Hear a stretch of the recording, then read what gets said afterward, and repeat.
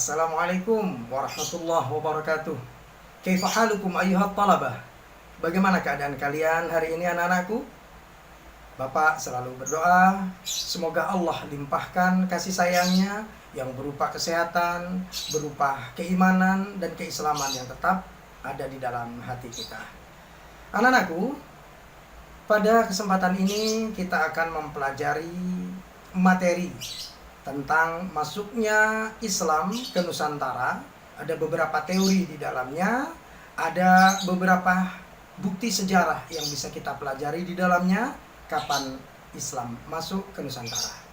Sebelum kita memasuki ataupun mempelajari materi kita pada pagi hari ini, mari kita berdoa bersama-sama. Semoga Allah selalu bukakan hati dan pikiran kita sehingga kita diberikan kemudahan untuk mempelajari ilmu Allah. Berdoa. Al-Fatihah. A'udzubillahi minasyaitonirrajim. Bismillahirrahmanirrahim. Alhamdulillahirabbil alamin. Arrahmanirrahim. Maliki yaumiddin. Iyyaka na'budu wa iyyaka nasta'in. Ihdinas siratal mustaqim, siratal ladzina an'amta 'alaihim, ghairil maghdubi 'alaihim waladdallin. Amin. Allahumma rzuqna fahman nabiyyin wa hifdzal mursalin wa ilhamal malaikatil muqarrabin. Rabbi shrah li sadri wa yassir li amri wahlul 'uqdatam min lisani yafqahu qawli. Amin. Wa ba'du. Baik anak-anak, mari kita pelajari bab yang pertama di dalam materi masuknya Islam ke Nusantara. Selamat datang anak-anakku di Madrasah Sanawiyah Negeri 1 Surabaya. Hari ini materi kita pada mata pelajaran Sejarah Kebudayaan Islam kelas 9 adalah masuknya Islam ke Nusantara, yang merupakan materi bab yang pertama di Madrasah Sanawiyah Negeri 1 Surabaya. Anak-anakku, kompetensi inti yang akan kita pelajari pada hari ini adalah sebagai berikut. Dan kemudian kompetensi dasarnya adalah sebagai berikut.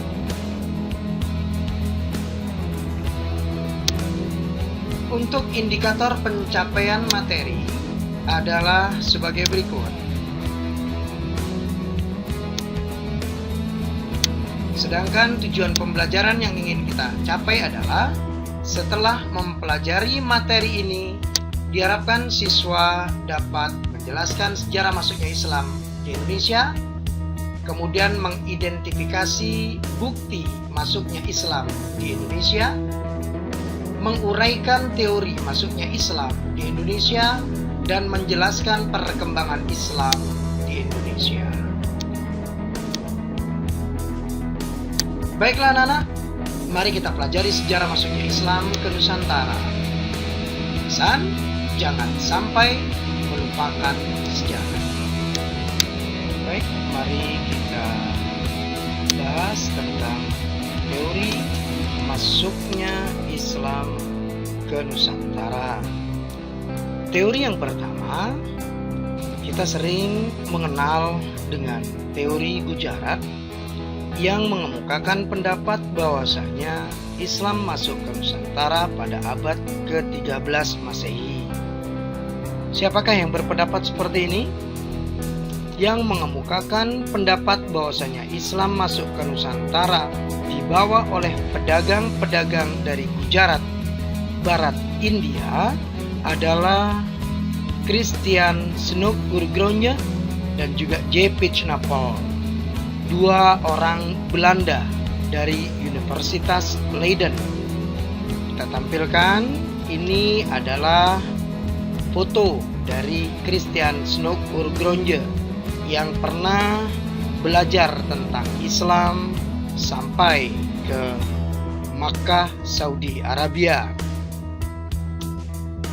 Teori berikutnya adalah teori Makkah atau teori Mekah. Teori ini mengemukakan pendapat bahwasanya Islam masuk ke Nusantara pada abad ke-7 Masehi atau abad ke-1 Hijriah. Yang mengemukakan pendapat ini adalah Profesor Dr. Haji Abdul Malik Karim Amrullah. Orang biasa menyebutnya dengan Buya Hamka. Ini kita tampilkan foto beliau, seorang ulama besar yang pernah dimiliki oleh Indonesia.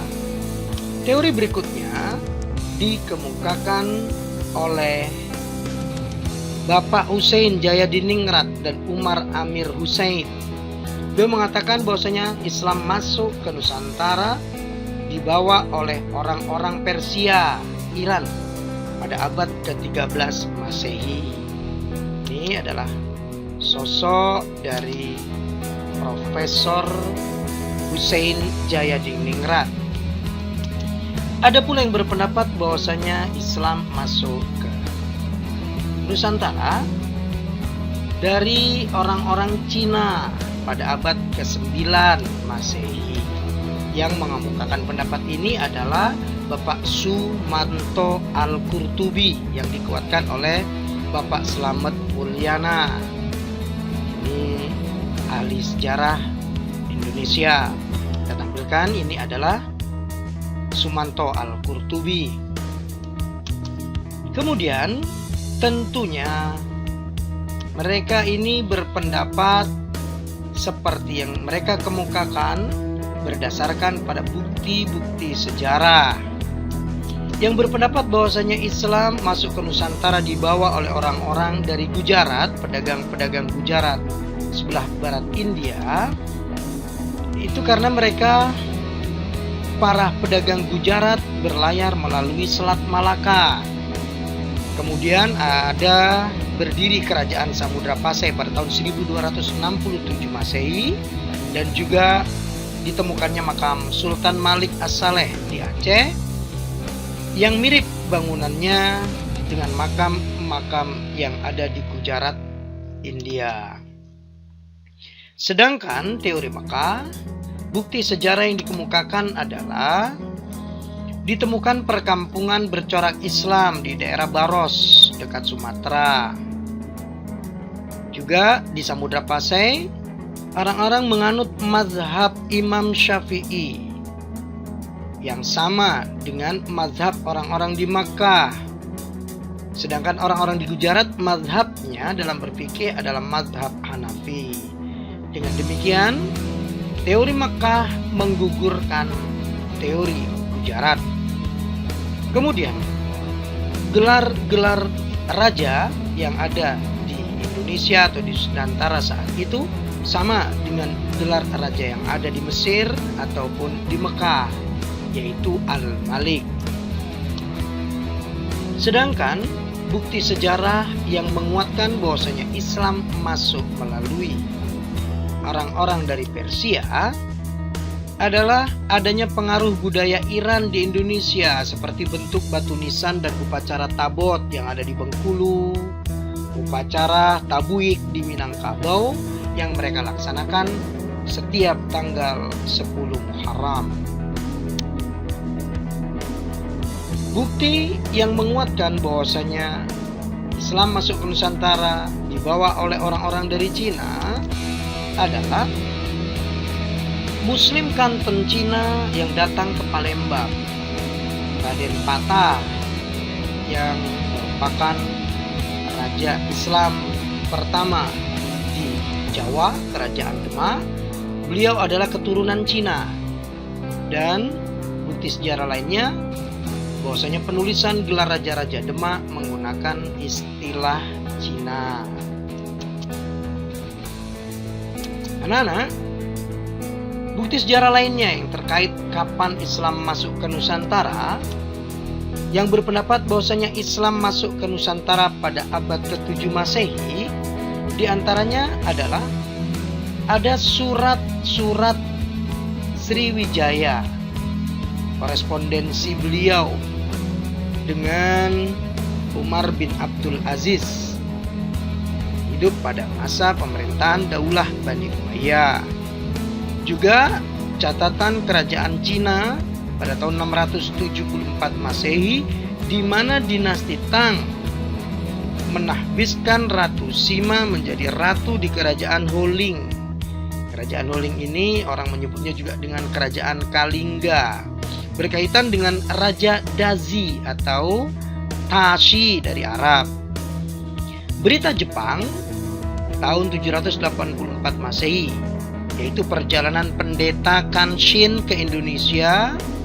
Ada orang-orang Pose dan orang-orang Tashi, yaitu orang-orang Arab.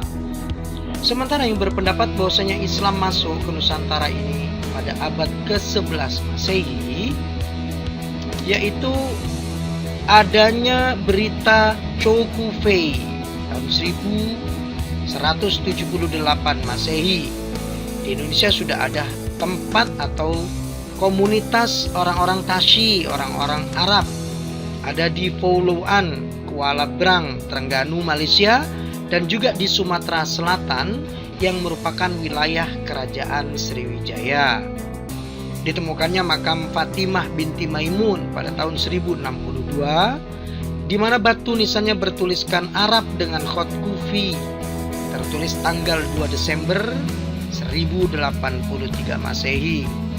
Tulisan-tulisan ini serupa dengan tulisan-tulisan yang ada di Champa Selatan, daerah Cina. Sedangkan yang berpendapat bahwasanya Islam masuk ke Nusantara pada abad ke-13 Masehi itu karena ada catatan perjalanan Marco Polo, orang dari Italia. Itu pada tahun 1292. Marco Polo saat itu bersama dengan ayah dan pamannya membawa seorang putri yang akan dinikahkan dengan seorang khan atau Kubulai Khan, dan sempat singgah di Baros serta Perlak, Sumatera. Ditemukannya makam Sultan Malikus Saleh di Aceh, dan juga ada berita Ibnu Batutah pada tahun 1345 Masehi. Ibnu Battuta adalah seorang cendekiawan Muslim dari Maroko, daerah Afrika Utara, yang pernah singgah di Samudra Pasai saat kekuasaan Sultan Malik Al-Zahir.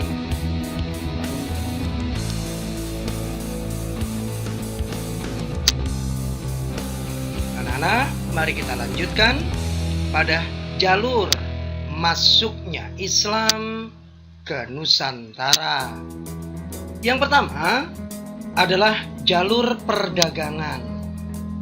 Pedagang-pedagang dari Arab, dari Persia, Iran, dan juga dari Gujarat memegang peranan penting dalam penyebaran agama Islam di Nusantara, yakni sejak abad ke-7 Masehi sampai abad ke-16 Masehi.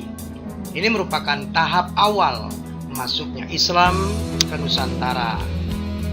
Jalur yang kedua adalah jalur perkawinan. Banyak pedagang dari Arab, dari Persia, dan juga dari Gujarat yang menikah dengan wanita-wanita pribumi. Dari perkawinan inilah kemudian tumbuh berkembang masyarakat yang beragama Islam hingga berdiri kerajaan-kerajaan Islam di Nusantara. Jalur yang ketiga adalah jalur pendidikan. Penyebaran Islam dilakukan oleh para kiai di pesantren-pesantren. Semakin terkenal kiainya, maka semakin banyak santrinya. Adapun pesantren pertama yang berdiri di Nusantara ini adalah pesantren di Ampel Denta yang didirikan oleh Raden Rahmat Sunan Ampel. Jalur yang keempat adalah jalur kesenian. Islam menyebar melalui kesenian Islam, baik seni bangunan, seni pahat, seni musik, seni sastra, yang peninggalannya bisa dilihat di antaranya Masjid Demak, Masjid Cirebon, Masjid Banten, dan juga Masjid Aceh. Anak-anak, jalur masuknya Islam ke Nusantara berikutnya adalah jalur tasawuf.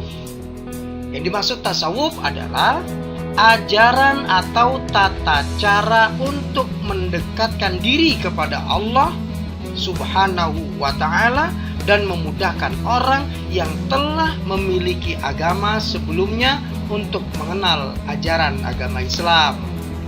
Jalur yang keenam adalah jalur politik. Seorang raja memiliki kekuasaan dan pengaruh yang sangat besar dan memegang peranan penting dalam proses penyebaran agama Islam di Nusantara. Raja meluaskan wilayah dan menyebarkan agama Islam. Jalur berikutnya adalah jalur dakwah. Penyebaran Islam melalui dakwah tidak hanya dilakukan oleh para pedagang dari Arab, pedagang dari Gujarat, dan pedagang-pedagang dari Persia, tetapi juga dilakukan oleh para santri yang telah digembleng untuk menjadi pendakwah. Demikian anak-anak, kita telah pelajari jalur masuknya Islam ke Nusantara.